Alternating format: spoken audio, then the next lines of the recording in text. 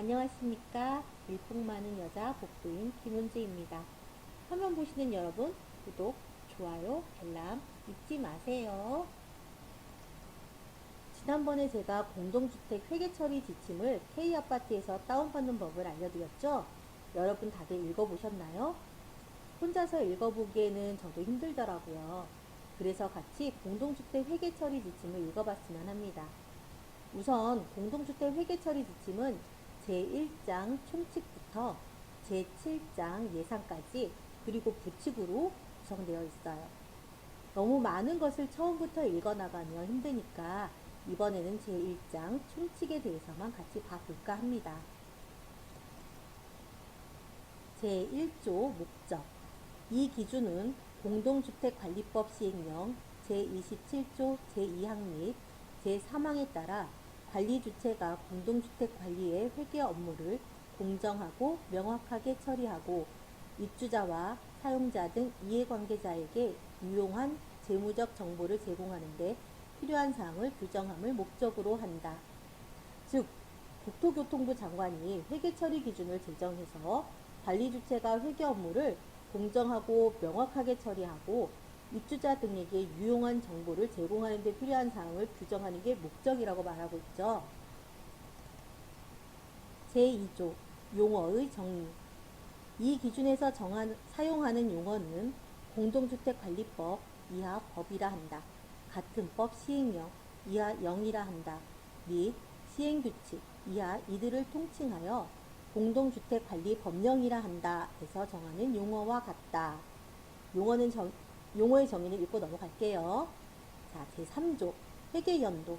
공동주택의 회계연도는 매년 1월 1일부터 12월 31일까지로 한다. 참조에서도 보시는 바와 같이 예전에는 회계기준일이 통일되지 않았었어요. 입주일을 기준으로 1년을 회계 처리하다 보니까 12월 말이 아닌 중간월을 마감인 아파트들이 있었어요. 그러다 보니 각 아파트마다 비교를 하려고 해도 결산일이 달라서 비교할 수도 없고요. 그리고 회계 개정 과목 등도 통일되지 않았고 각 아파트 특성에 맞게 회계 처리를 하고 있었죠. 근데 이 회계 처리 지침에 의거해서 중간월에 결산을 하는 아파트도 혼란을 덜어주기 위해 부칙 제3조에 의거하여 2019년 1월 1일부터는 시행하도록 했습니다. 그래서 현재 모든 공동주택의 회계 연도는 1월 1일부터 12월 31일까지입니다. 제4조 회계처리의 원칙. 관리주체의 회계처리와 재무보고는 복식부기 방식과 복식부기는 우리가 현재 기장하고 있는 방식을 말하죠.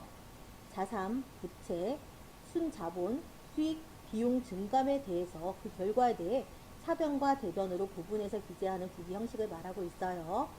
자, 발생주의 회계를 적용하여 발생주의란 현금 거래가 일어나지 않았더라도 거래로 인식해서 붕괴하는 것을 말하죠. 자, 다음 각 호의 일반 원칙에 따라 처리하여야 한다.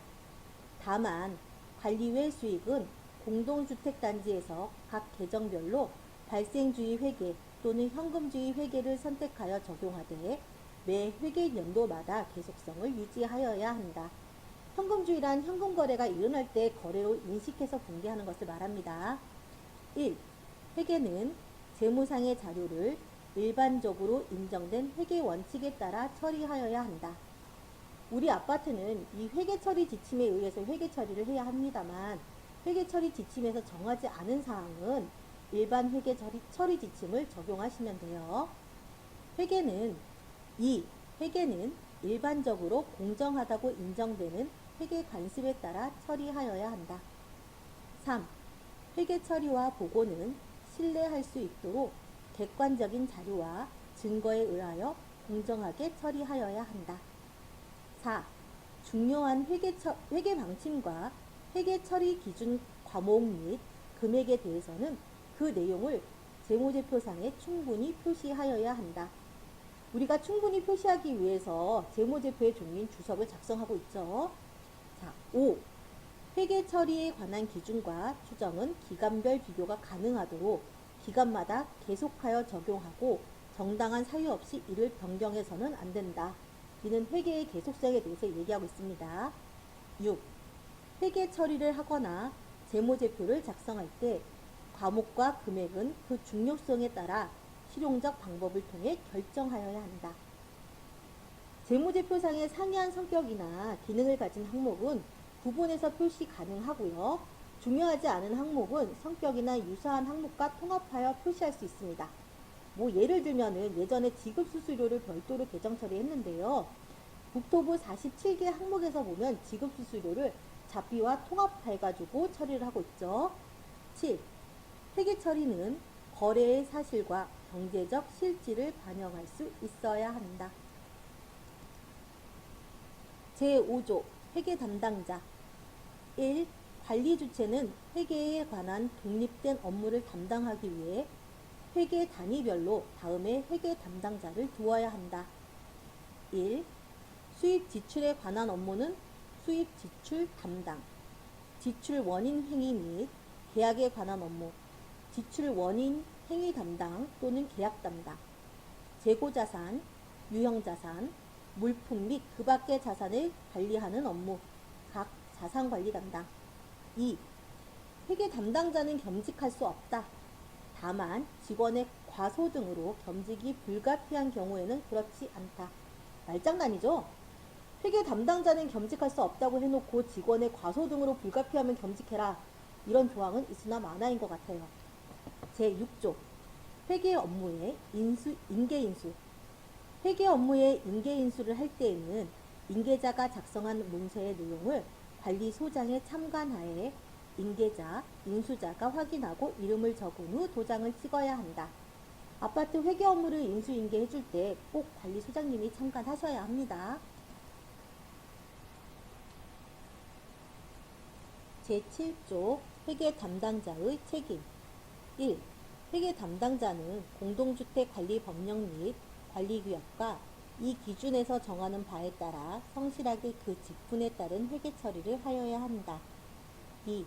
회계 담당자는 고의 또는 중대한 과실로 인하여 손해를 끼친 때에는 손해를 배상할 책임이 있다. 3.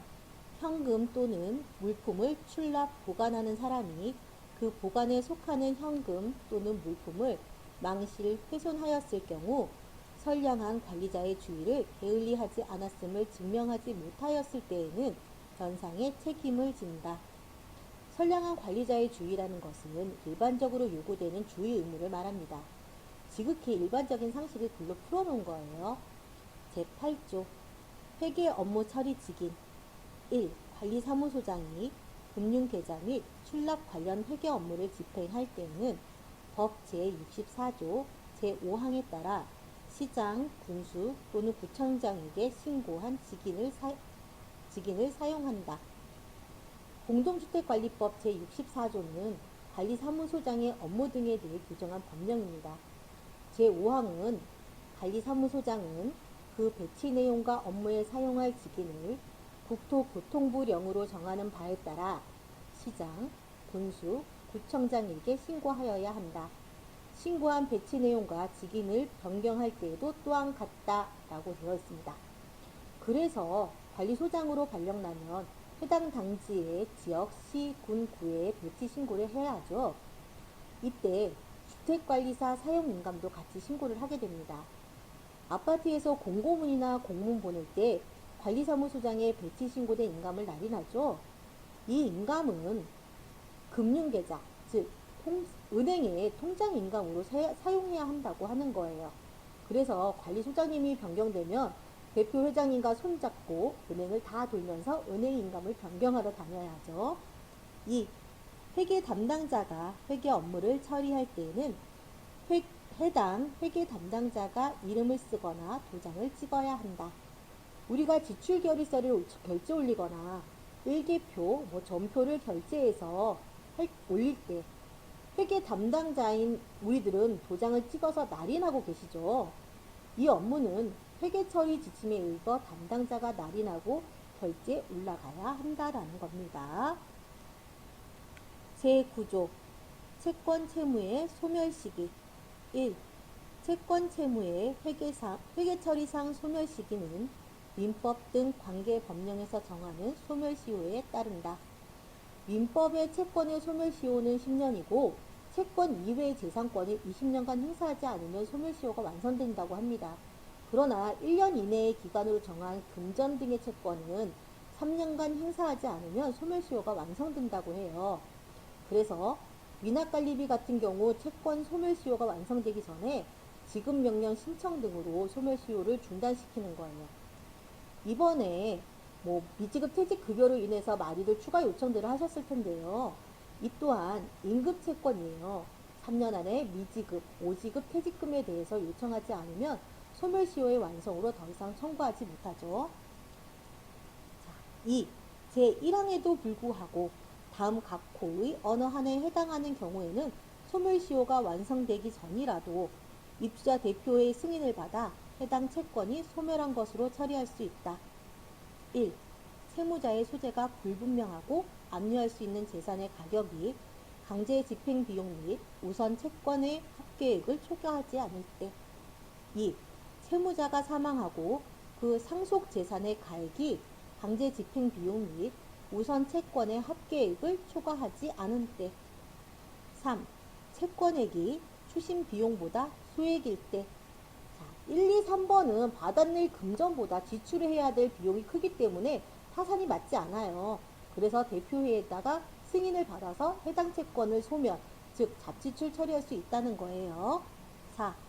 그 밖에 부득이한 사유가 있는 경우로서 입주자 대표회에서 의결한 때. 이 경우 같은 경우는 경매동으로 인해 가지고 현재 거주하고 있는 입주자한테서 더 이상 관리비를 받아낼 수 없을 때 공용부분 관리비는 경매 낙찰자에게 청구하고 나머지 전유 부분은 받아내지 못한 금전에 대해서 입주자 대표회의의 승인을 받아서 잡지출 처리하는 거, 이런 걸 말하는 거겠죠. 이렇게 잡지출 처리가 되기 전에 관리사무소에서는 최대한 미납된 관리비를 수납하기 위해서 노력을 좀 하셔야겠죠.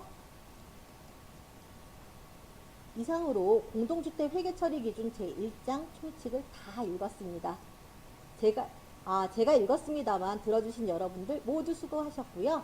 영상 닫기 전에 구독, 좋아요, 알람 꼭 잊지 마세요. 다음은 제2장 회계장부와 전표로 찾아오겠습니다.